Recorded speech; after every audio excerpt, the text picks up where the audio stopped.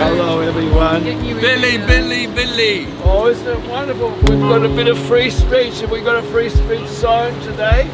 There it is. Oh, well, use it while we can, I say. Use it or lose it. Well, like he was.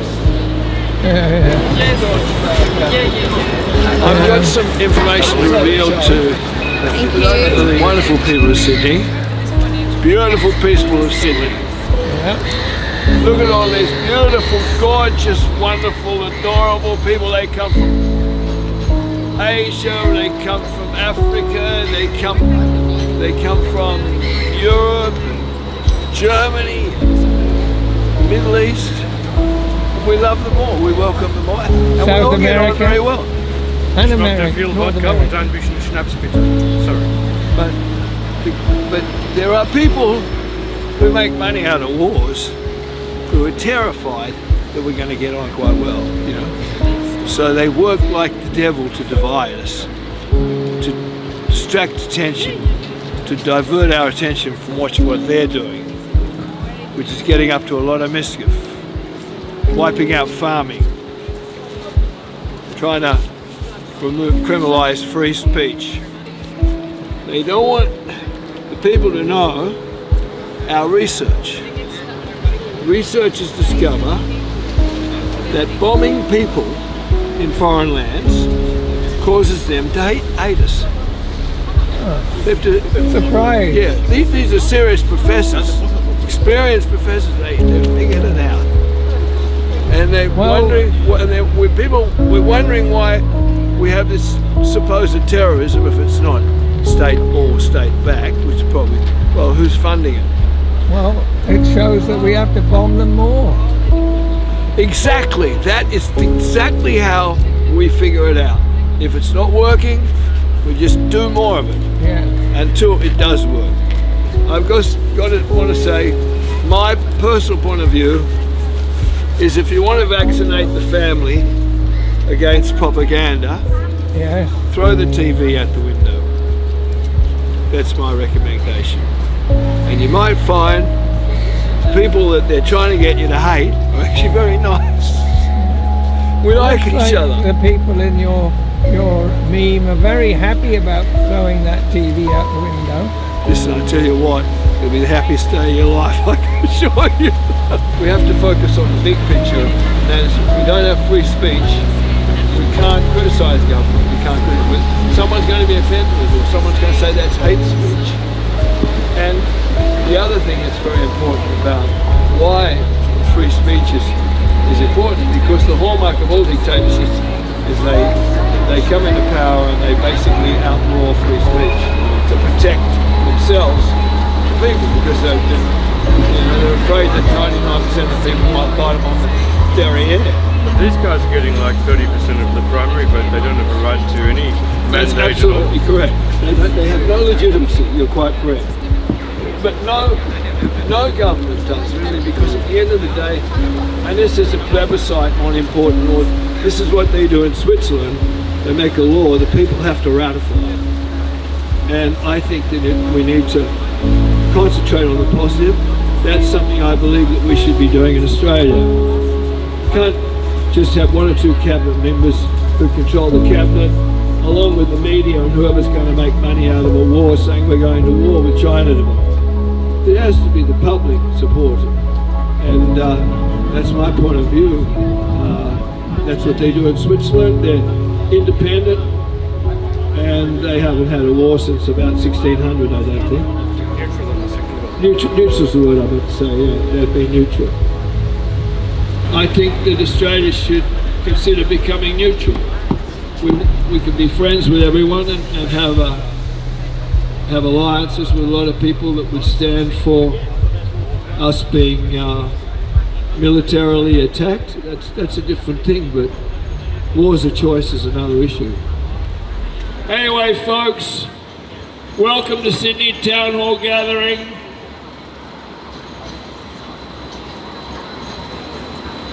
We've stopped the rain. We've done our first miracle for the day. Has anybody out there got anything to say? We have a free speech zone. If you're happy about things, you're unhappy about things. But I think we're here to say things can be done a lot better in Australia. We can have free speech and it can make things better. If you take away free speech, you criminalise free speech. People say they're offended. You can't criticise religious groups or national groups. Religious groups are political groups. Religion is political. It must be subjected to criticism. That's the only thing we have to protect us from despotism and tyrants, and dictators that have killed tens of millions of their own citizens. It's happened before. It's happening almost as we speak, and it'll happen in Australia soon enough if we don't have free discussion with people from all walks of life.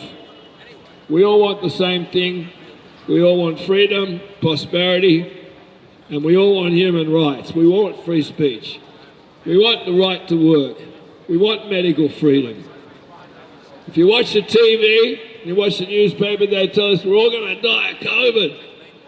That's what they told us. For the entire 2020, they told us we're all going to die. We've got massive cases. It's going to be the biggest pandemic in history. We had less deaths in 2020 than from pulmonary disease, that's flu, pneumonia, these kinds of respiratory diseases. We had less deaths in 2020 than we normally have. It was all a lie. And if you don't know it's a lie, you're being very foolish. The various authorities, anyone watching knew within weeks of them rolling out these improperly tested vaccinations that they didn't work, that they killed people, and yet they kept the propaganda up and forced mandates for people to take vaccinations to work in hospitals, the police, the fireys, not just people in the public services. All the big businesses forced their staff to vaccinate to go to work.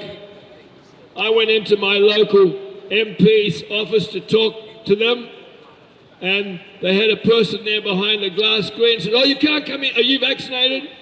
Are you vaccinated? You can't come in unless you're vaccinated." That was our access to our local member of parliament who's supposed to represent us. The media sought to demonise anyone that questioned the safety of a medical product. This is insanity. This is insanity. We all should question the safety of every medical product. So, the chimes of Westminster, our hallowed Westminster Abbey back in London, in England. We're very traditional here at Sydney Town Hall Gathering. We honour our British forebears. We honour the wonderful Aboriginal people. We honour the gorgeous Chinese people and Indian people that are so clever, that add so much to our country. You know, it's fabulous. Everybody here gets on fine. You can go to any country in the world and the people get on fine. Yeah, people get on fine. So why are these governments dropping bombs on people? We should help homeless people. What did our friend say? We should help homeless people. He's right. first. There's no reason for any homelessness. There's no reason that we don't have close to 100% home ownership. Do you know, when I was a boy, I think nearly everybody owned their own home in Australia. As if we haven't got enough land. As if we haven't got people that can build housing pretty cheaply. Why? Why are there people sleeping on the streets? Little guys riding around doing food deliveries in the pouring rain, in storms, on a little bicycle, risking their lives on the streets. I find it so degrading. I don't know about you, but I think that it's so easy to make some food for yourself or go out yourself, but it's a kind of financial slavery. I don't like it. It's not Australia. We're a very egalitarian country, and Sydney is the most egalitarian part of it. We've prided ourselves on our egalitarianism, and yet we turn on the TV and it's division, division, division. Why? We all get on fine.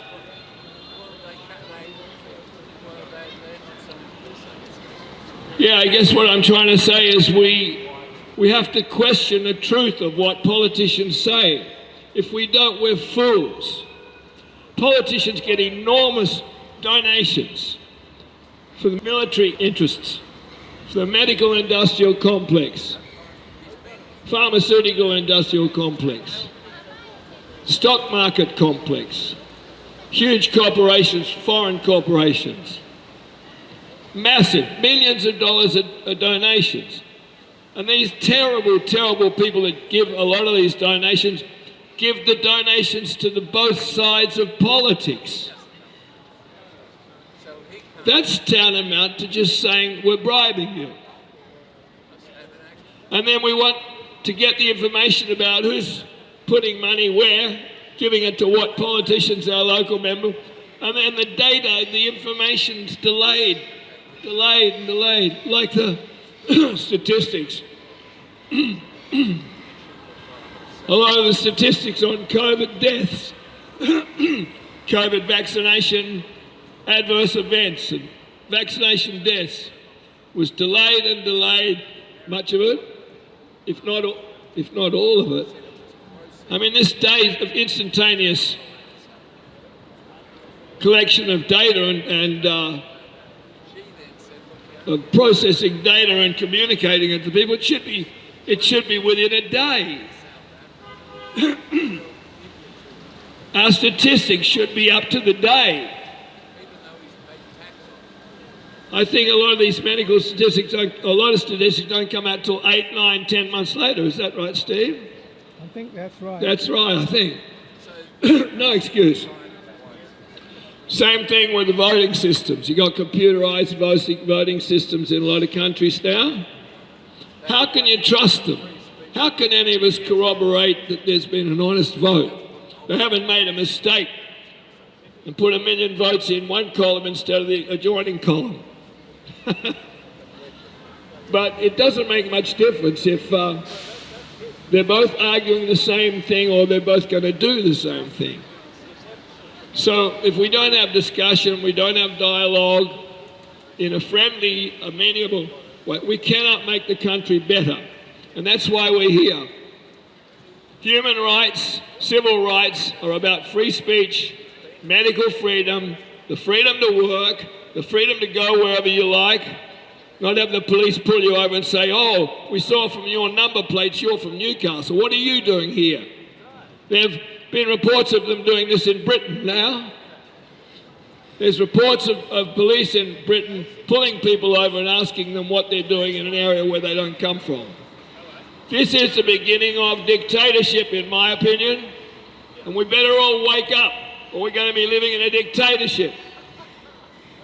And that is the reason why many of you beautiful people have come here from foreign lands to get away from all that bullshit. So, I've got plenty of Plenty of things I'd like to say to all you beautiful people who have come from foreign lands. Now you're in this country. Help to make it better by standing up for justice, standing up for civil rights, or otherwise we'll be living in a disgusting kind of digital dictatorship. We'll be being put in digital prisons. They're already trying to get you to register your name and everything to get on the internet now. They said it was for children, but it's not. They're going to gradually say it's for everybody. And if they don't like what you're posting or your points of view, you'll be cancelled. You won't have access to the internet. So I think it's the best country in the world, but I tell you what, we've got to make it better. We're not going to make it better by introducing authoritarianism. We're going to make it better by introducing transparency in government, full transparency. If they're in there doing things with my money and making rules and regulations, I want to know exactly what they're doing. I don't want freedom of information reports that are redacted. It's ridiculous. And as for the newspaper, the news is what they don't tell you. The rest is advertising. I'll say it's true. The news is what they don't tell you. For heaven's sake, when you go home tonight, throw your TV out the window. You're being poisoned. They've worked out, if you tell people lies enough, they believe it. For God's sake, use your brain and think, well, maybe they might be lying to me. I think from my point of view, you can bet the house on it. Anyway, I've got a few more things to say later. My friend Tony's going to say a few words now. Tony, you over there, you're going to say a few words to these lovely people. You beautiful, beautiful people, we're here for free speech. Is anyone opposed to it? Well, why is the government making laws against what they say is misinformation? What they say is, what's the other one, racial discrimination. We have to be able to criticise everything or we can't make this country better. And that's why we're here. Come join us on Fridays. We're here for you and your human rights. And you better come and stick up for your own human rights, or I can assure you, you won't have them for too long. It's a problem. Civil rights, according to many of the great men of the past, are inalienable rights. You can't make that with politicians, can't make laws to take away free speech. Thank you, brother. Thank you very much. They can make laws, but they're not valid in the minds of, I think, anybody out here in the real world. Again, and we're seeing this corruption of judicial process. Judicial proceedings can only be fair if you have almost unlimited money and you're prepared to spend years and years and years of your life being ruined with the complexities of the intertangled web of laws. I think it's fair to say you can go and ask 5 of the most eminent barristers down there in Phillip Street about a law, and you'll get 5 different opinions, and we are supposed to be compelled to conform to these laws that even these top barristers can't be sure about. It's ridiculous. We've got to fix these systems. It's a great country. We've got to make it better. But we need everybody to stand up and say we can't make it better without free speech. We can't make it better without medical freedom. We can't make it better without professors being able to say that climate change is bullshit. They've been telling us about catastrophic climate change for 30 years. Well, I haven't seen where it's doing any harm. It's the same old variable weather we've always had. The bigger the lie, the more they believe it. Goebbels. All you beautiful Asian, Chinese people, hello. We love you. We love everybody. Just come by our here at Town Hall. Tony's going to come and speak to you in a minute, aren't you, Tone? He's in a philosophical conversation. It's at Proust, he's arguing with Schopenhauer. Laws for racial vilification. Where is the racial vilification? We've been living here for 200 years perfectly happily together. The only place I see any racial bloody hatred is on the TV. You know, Malcolm X was considered a bit of a radical, but he was a smart guy. Malcolm X said, the media is the most powerful entity in the world. He said they can make the truth a lie and the lie a truth. They can make the innocent guilty and the guilty innocent. That is the danger of the mainstream media misinformation. What are you doing here? Now, it's very interesting for people. You should know that, thank God for the independence, they threw this misinformation bill out. They'll bring it back, rest assured. They want to control speech. They want to be able to shut you up by saying you're saying misinformation. They start by that, and then after a little while, if they don't like what you're saying, they come and put you in a mental hospital. They tell everyone you were crazy, you were mental. They've done it in the past. You know, they don't teach you this stuff at school, but they should. Good on you, little guy. Anyway, I'm just voicing my opinion because this is the free speech zone. If anybody would like to come up and say what they're pissed off about, please do. I'm trying to say what I'm happy about. I'm happy, I love this country and I want to make it better, but we can't make it better by introducing globalism, the World Economic Forum, all these global would-be tyrants to control money and control everybody and put us in a digital prison. Don't fall for it. It's a swindle. It's the biggest swindle for the whole world. And it's all coming out of the United Nations Sustainable Development Goals. Absolute bullshit. They're shutting down farms, they're shutting down power stations, and they're saying, oh, we got food problems. They're saying they're killing millions and millions and millions of chickens, they say, because they had chicken bird flu. Birds don't get flu. Listen to the experts, do some research. They tested positive to a PCR test for bird flu. That's why they're killing them. Creating an artificial shortage. You go in the supermarket, there's no eggs, they're over $1 each. And they'll say, yeah, it's because of the viruses. Don't fall for it. Listen to the experts. If you get on the internet and research real experts, many of them professors from Stanford,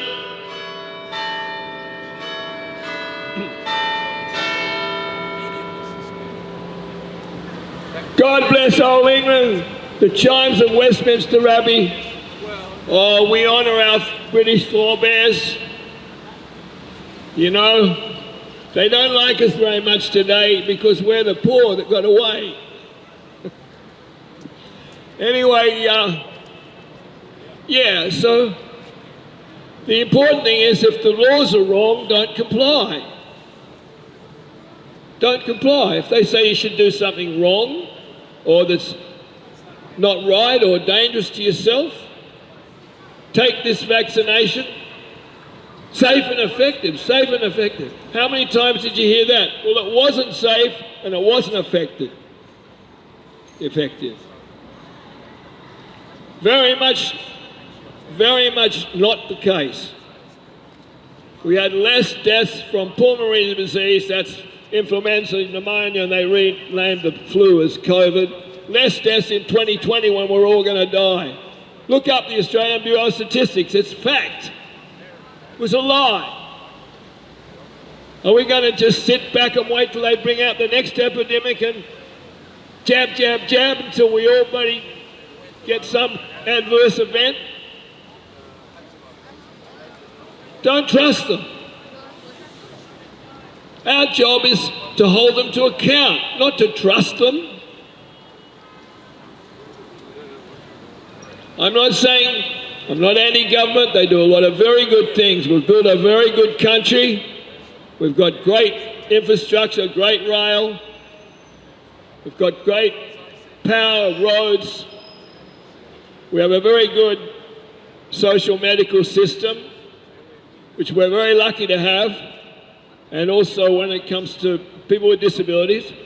But if the government spends all their money buying submarines we don't need, which won't really protect us anyway, you know, we're going to lose the social programs.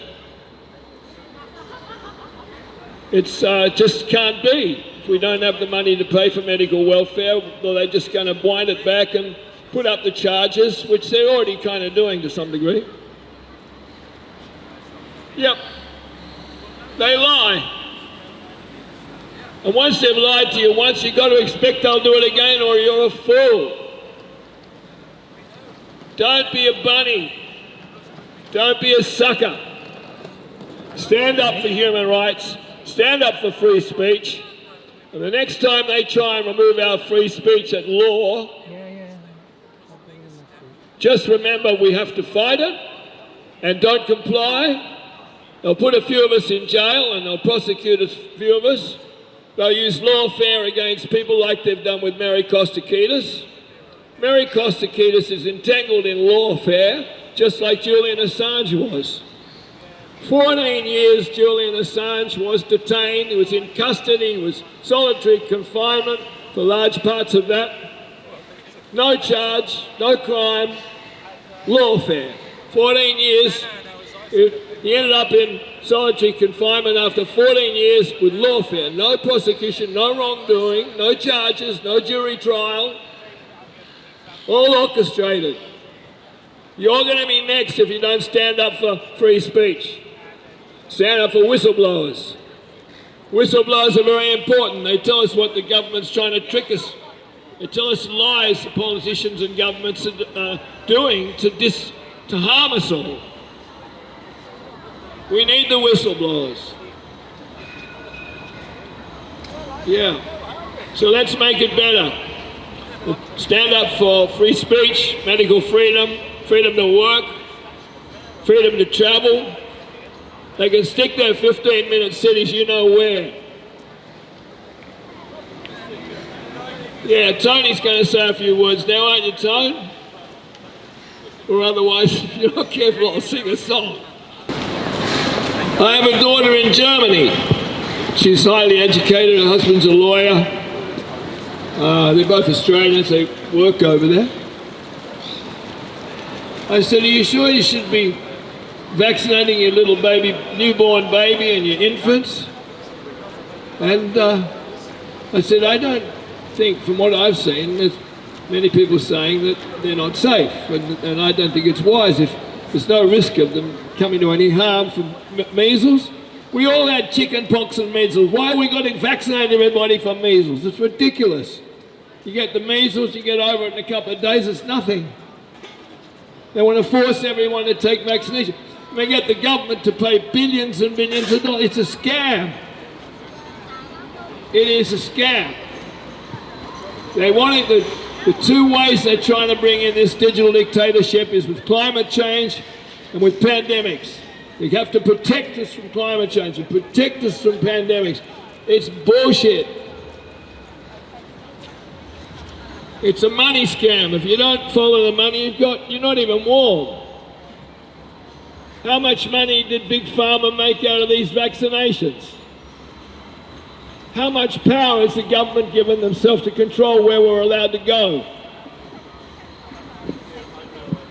We didn't give them these powers at all. They just took them like a dictator. But it's good because it makes me realize we have to get to a situation where any laws of any importance at all should have to be ratified by the people, like they are in Switzerland. You can't have trust politicians that get huge donations from Big Pharma and the military-industrial complex and all manner of bloody huge business giving them millions. We can't trust them to make the laws. They say, oh, wait 3 years, you can vote for someone else, and you vote for someone else, you do that, and you get exactly the same thing because they've been bought off as well with political donations. And of course, the media is right behind the scam. So I'm here to tell you, wake up. Don't trust them. Exercise your free speech to stand up for civil rights.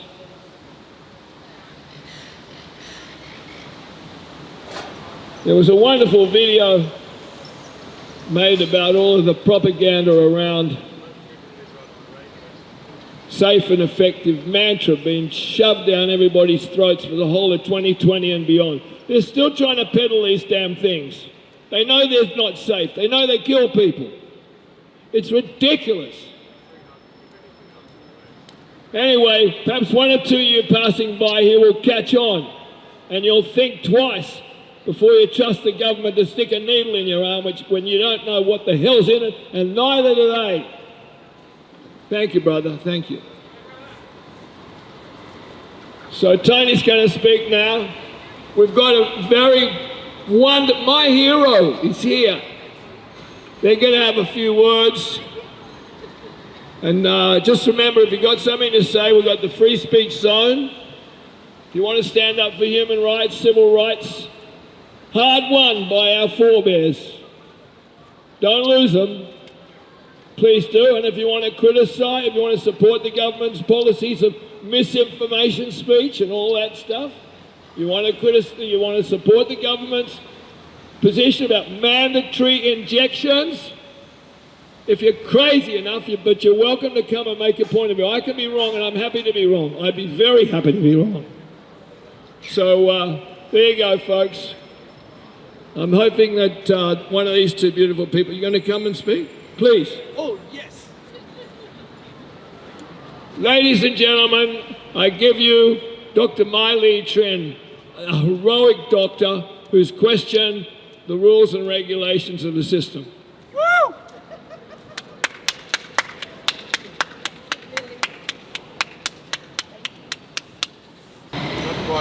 Friends, supporters, and members of the public, I stand here today after almost 4 years of persecution, not for harming patients, not for negligence, not for misconduct, but for daring to prescribe a medicine that challenged the government control.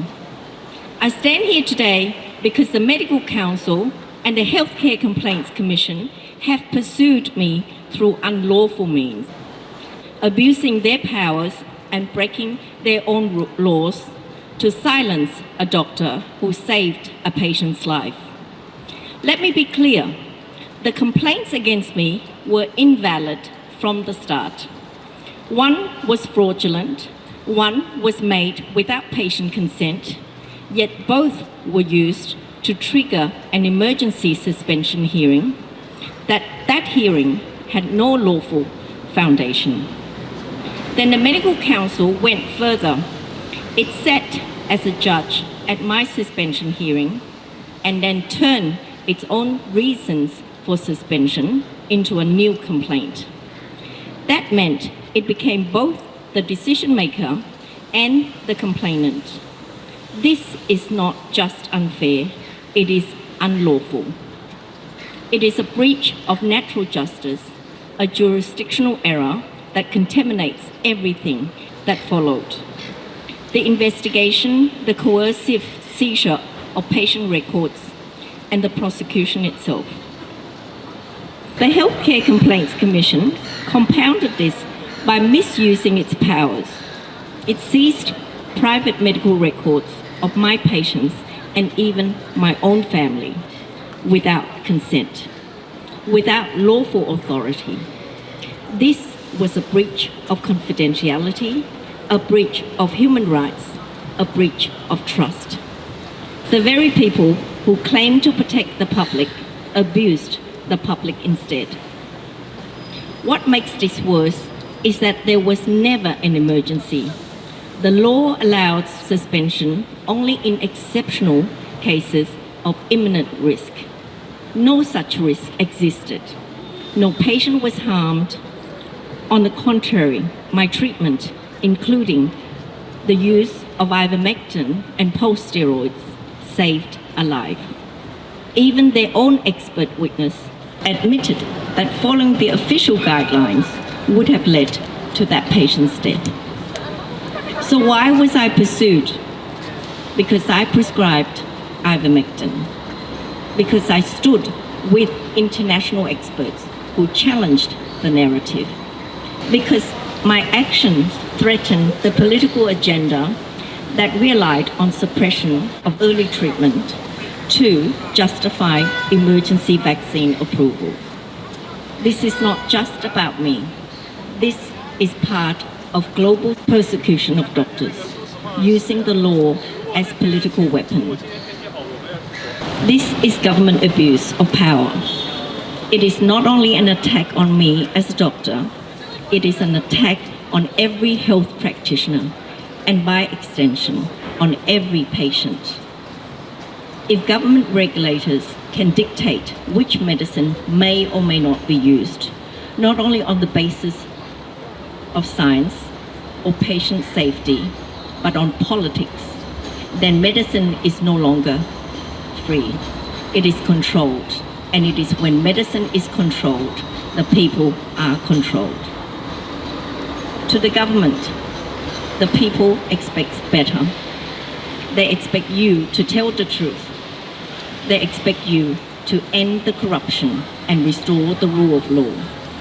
You cannot continue to hide behind agencies that act outside the law and still claim to serve the public.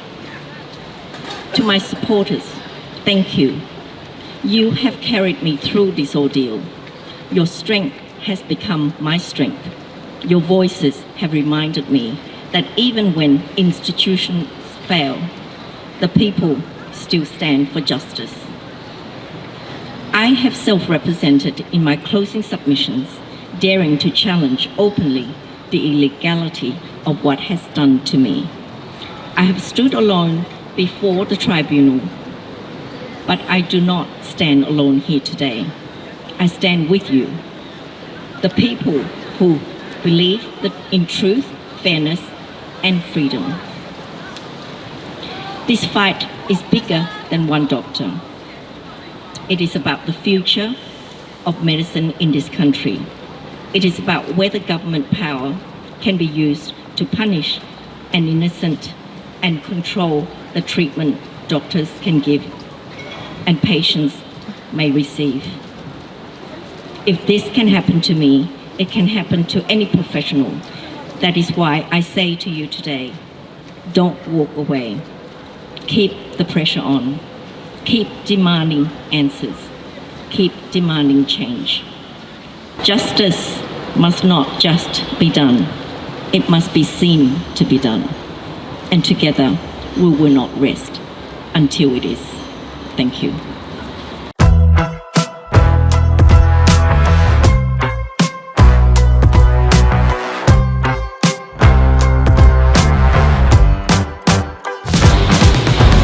Welcome to the 300th Julian Assange Sydney Town Hall gathering. Hooray! Woo! We all have good reason to unite for what we all want, but there is widespread disunity. We could be united on our need to have our human rights respected by our governments, yet we become disunited when groups of people are distinguished from other groups of people. The human rights of one group are no more important than the human rights of another. We therefore all need to stand together whenever the human rights of anyone are transgressed. We all have good reasons to be united on our right to speak freely. We may not like to hear what others may say, but rather than preventing others from expressing distasteful views, we need to be able to freely express our own views, especially those views that oppose the views we dislike. With free debate, everyone has the opportunity to appreciate different concerns within our community.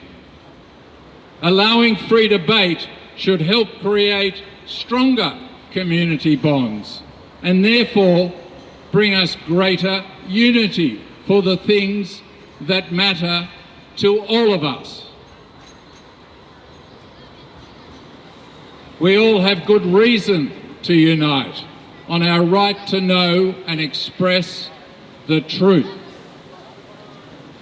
It shouldn't matter about what lies are being told, yet we often become disunited when one group of people is singled out and lied about. Yep. For example, the migrant community, white Australians, unemployed Australians, and protesters like us can all be picked on as groups and lied about to bring about disunity in the wider community. Governments and media often lie to us to create disunity, because as soon as there is disunity, we become ineffective in our efforts to have a say on how things are being run.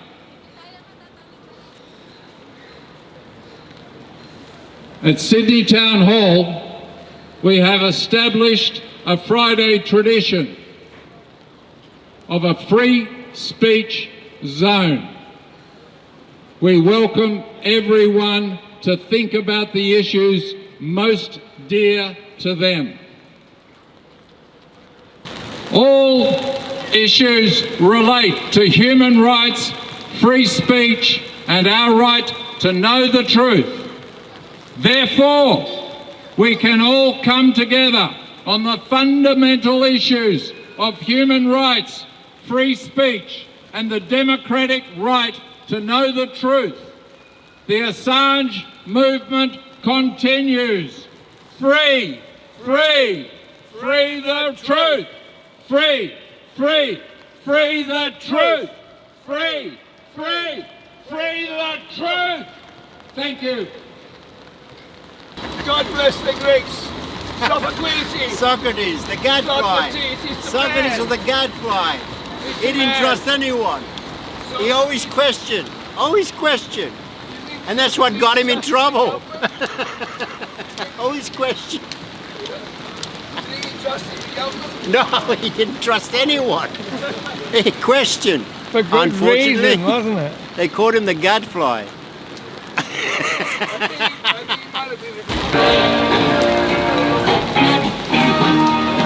Here we go, song for that. All I love is God to say that I got crucified it would show a surely lose a life, 'cause our love is bad.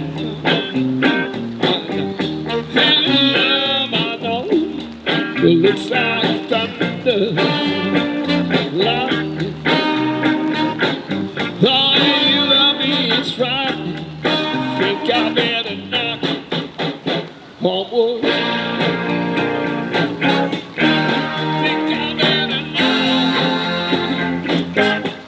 Well, it's not a secret that woman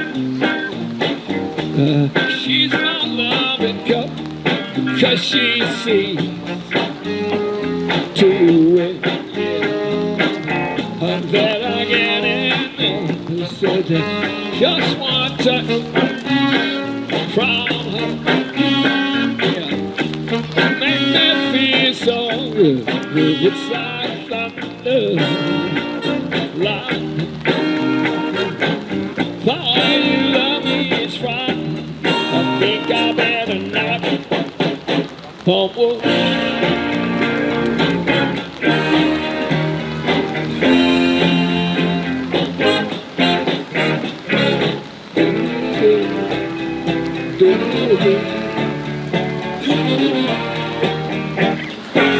Well, it's not a secret, she's my love, 'cause she sees to it. And that I get just one touch from her. It makes me feel so good, yeah. It's like thunder, like boy, you love me, it's fine. I think I better not go onward.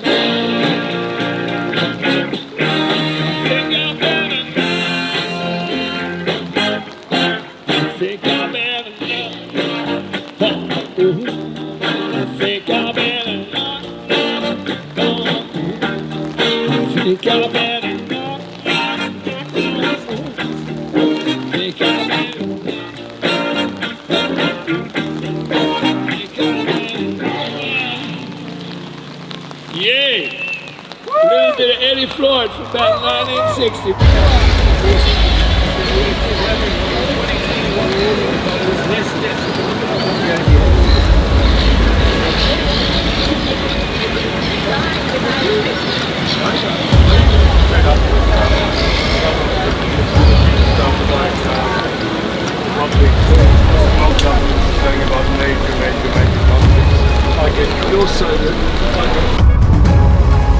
Well, hi there. I'm just being asked about whether or not the Sydney Harbour sea monster is responsible for this awful weather pattern. It is indeed horrid, awful, this weather, I mean.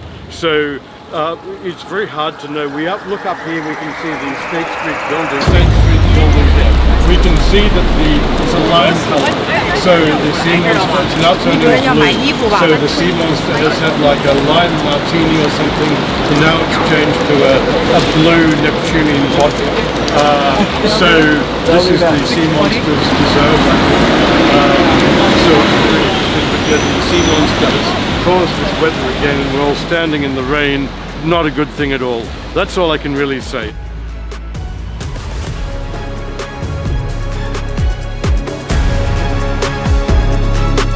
Singing in the rain, just singing in the rain, yeah.